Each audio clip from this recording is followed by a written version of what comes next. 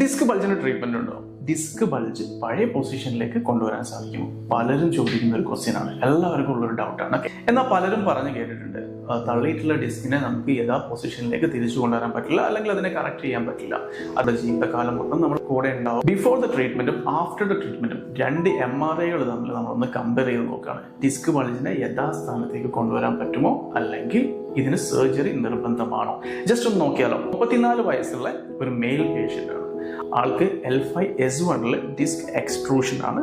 ഞരമ്പിൽ നല്ലപോലെ കംപ്രസ് ചെയ്തിരിക്കുന്നുണ്ട്. ആദ്യത്തെ MRI കണ്ടു കഴിഞ്ഞാൽ നിങ്ങൾക്ക് മനസ്സിലാവും ഞരമ്പിൽ നല്ലപോലെ ഇത് ടച്ച് ചെയ്തിരിക്കുന്നുണ്ട്.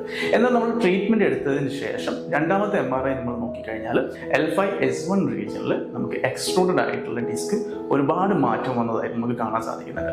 ഇദ്ദേഹത്തിന് നമ്മൾ കൊടുത്തിട്ടുള്ള ട്രീറ്റ്മെന്റ് ആയുർവേദിക്കും കൈറോപ്രാക്റ്റിക്കും എക്സസൈസുകളും അതുപോലെ തന്നെ മെഡിസിൻസും അങ്ങനെ ഡിഫറെന്റ് ആയിട്ടുള്ള ട്രീറ്റ്മെന്റുകൾ കൊടുത്തു.